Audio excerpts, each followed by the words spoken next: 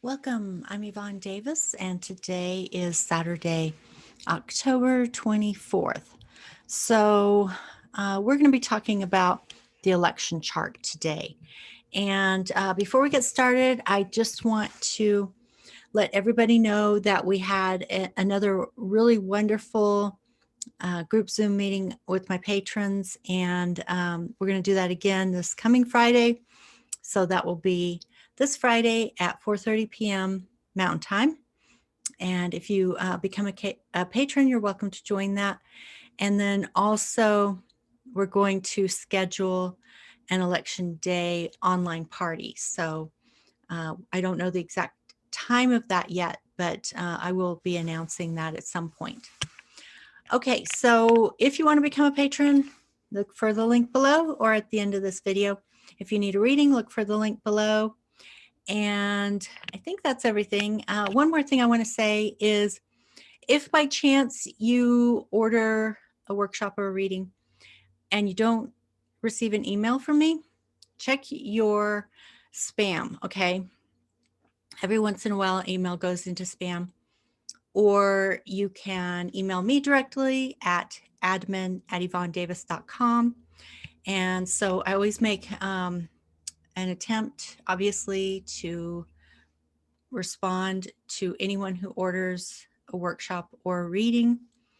And so I just wanted to let you know, if for some reason you haven't received that, be sure to check your spam or contact me at admin@yvonnedavis.com. Okay. All righty. So let's go look at that chart and have a few things to say about that. All right. So there are actually three things going on in this chart on election day. So just want to be really clear here. This is election day, November 3rd, 2020. And the times are set for Washington, D.C. So if you're curious about the time, in your location, you can just do the calculation. So there are three things going on in this chart on this day. And I have talked about this before, but I figured since we're getting so close now, I thought I would do another examination of this chart and be really clear about what's going on here. So I'm going to start with Mercury, okay? Because Mercury is the planet that rules elections.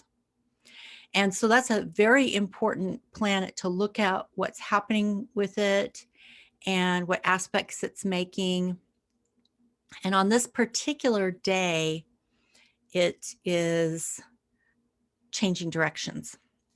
And it's going stationary direct, okay? So it's coming out of its retrograde phase.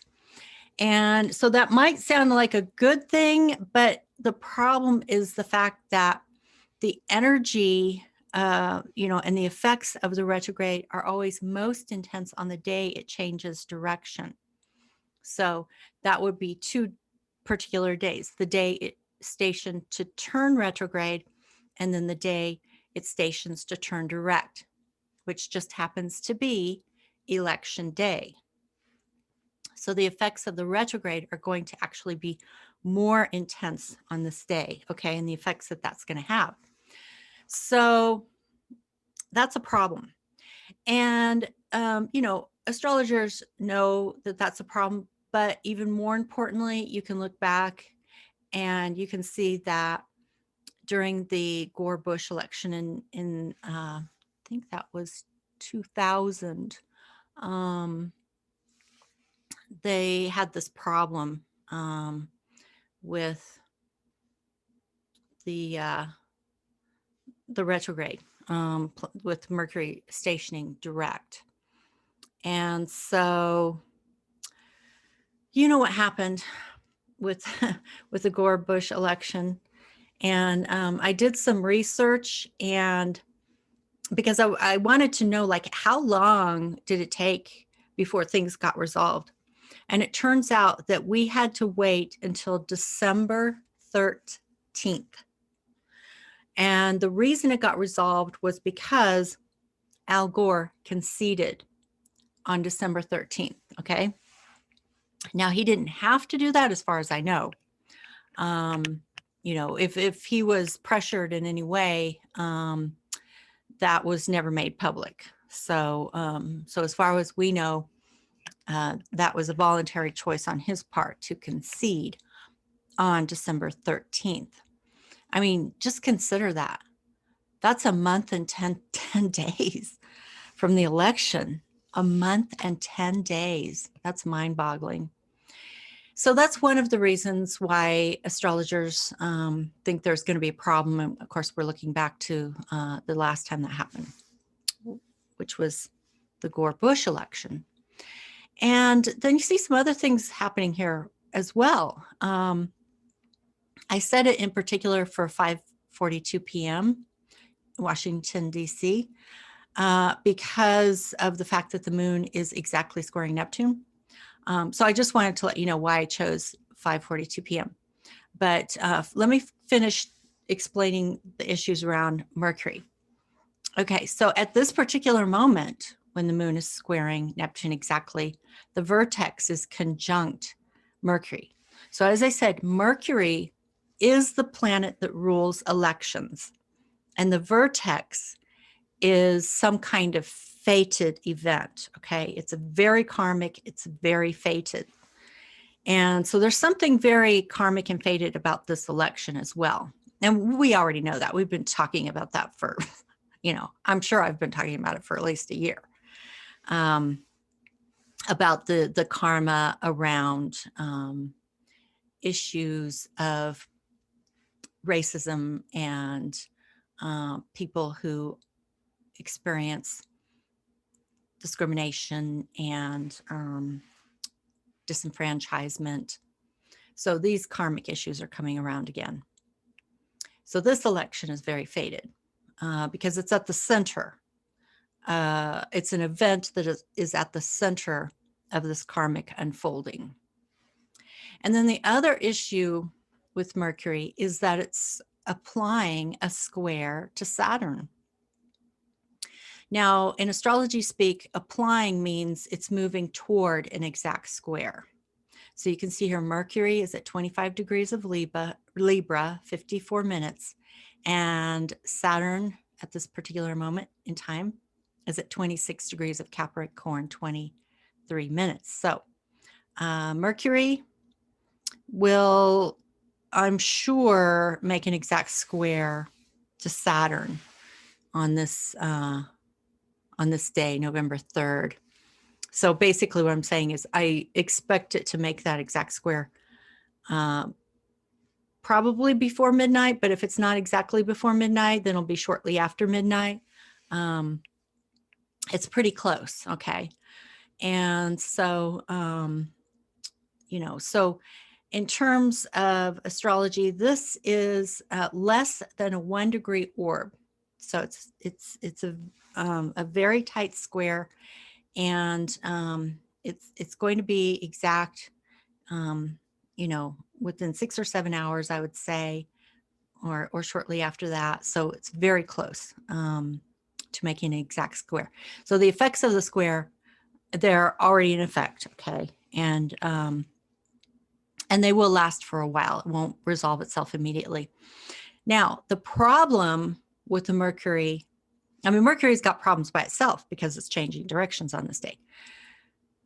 But the problem with Mercury squaring Saturn is that creates delays, okay? Delays and obstacles. So it's sort of like, you know, Mercury has come to a halt. That's why we call it stationary direct. It's come to a halt. It's stationary, getting ready to move direct. And it's got this huge blockade in front of it, like this huge stop sign in front of it. That's the square to Saturn. So we know, you know, this is not going to be resolved on election night. That's what the astrology is saying. Next, my next video, which is I'll release tomorrow, I'll talk about looking at how long it might take before these things get resolved. But astrologically, it looks like we're not going to have the answer on election night, okay? For any number of reasons. And I'll talk about some of the possible reasons for that. But astrologically, This is why I'm saying this, is because Mercury stations direct that day. It's conjunct the vertex, which is fate, and it's making an exact square to Saturn. The next issue that I want to talk about is the fact that the sun is still opposite Uranus. And it's let's say a 3-degree orb, a little bit more than a 3-degree orb, but this is still in effect, okay? The energy of the opposition is still in effect. And Uranus is the great disruptor. Uranus creates chaos. It's a planet of earthquakes, revolutions, shocks, surprises, lightning bolts. It represents the lightning struck tower in the tarot. It just wants to just shatter everything. It wants to throw a wrench into the system. It is extremely disruptive, chaotic, and unpredictable. And it wants change. And there's actually a specific kind of change it wants, but I'm not going to go into that in this video. I just want to point out that it is causing disruption. Okay. And so we can expect that. And so the effect of the sun opposite Uranus is definitely going to impact the elections, even though it's a little over a 3-degree orb. That energy is still in effect. And furthermore, it's just coming off a full moon conjunct Uranus. Okay, so that energy is also still in effect. The full moon, obviously it's most intense when it's exact, but then it's still in effect. It's still a full moon for at least 2 days afterward, up to, I would say, 4 days. Usually after 4 days, it's the energy of that full moon is dissipating. So the point is that this full moon is still in full force. Okay. We can just treat this as if it's still a full moon conjunct Uranus, because in terms of the energy, it's still a full moon, and it just completed its conjunction to Uranus when it was exactly full. So that energy hasn't really dissipated at this point. It's still in full effect. And then the third thing I wanted to talk about is the fact that at this particular moment in time, 5:42 p.m. in Washington, D.C., the moon is exactly square to Neptune. Okay. Now, as I've said many times, the moon represents emotions, subconscious. It represents the people. It represents the feminine energy. But I think in this case, we really need to think mostly in terms of the watery aspect and how that full moon affects the human psyche, because we're mostly water, and it affects our emotions. It affects our subconscious and our psychology. And as a collective, the moon represents the people. Okay. So that's the best way to think about it. Like, this is the people. It's conjunct the North Node, which is also extremely karmic. And that conjunction I would think, should definitely be exact before midnight. Okay. And the North Node is not only karmic, it's also considered the direction of our evolution. So it's like the moon is the people, the collective, making the choice about the direction of our evolution on this day. Okay. And this is going to decide our karma. Okay. That's what it comes down to. We can either begin healing, or we can continue to drag this out for a few more years, however long it takes. I know those of you watching my channel hope, let's get on with the healing now. That's what I'm hoping too. But in its square to Neptune, now one thing, I've said many, many times, Neptune represents our values and our ideals. It's like, what are our ideals as Americans going out to vote on this day? our vote, the vote of the nation, is going to represent our ideals. Now, we already have ideals for the nation that have been put in writing and spoken. The Constitution, the Declaration of Independence, and everything that has happened in the history of the United States is all a bundle of values and ideals. And some of those rise up higher, and become the symbol, the beacon of truth, freedom, justice that is broadcast out into the world. But is that what we truly live up to? See, that's the karmic aspect. Do we truly live up to what we say our values and ideals are as a nation? Well, we'll find out. Election day, even though we won't know the exact truth on election day is the day that we make the choice. And eventually that truth will come out. But it's not going to come out on election night, okay? Partly because of all the things I've just told you about, but also because of the fact that with the moon square to Neptune, we're not just dealing with the expression of ideals, we're also dealing with the shadow side of Neptune, which is the darkness, the deception, the deceit, the mystery, what's hidden. And sometimes things are hidden not on purpose, but sometimes they are hidden on purpose. There's a lot of lying and deception going on here. And it has to do with these two divergent narratives, which are narratives that represent two divergent value systems, two divergent ideals. And, there are a lot of people out there who have done everything they can to magnify these two divergent narratives. So they do that through spinning the truth or just falsifying the truth completely. Okay. So that's going to be in effect as well, is that shadow effect of Neptune in its square to the moon when the moon is moving into conjunction with the North Node. Okay.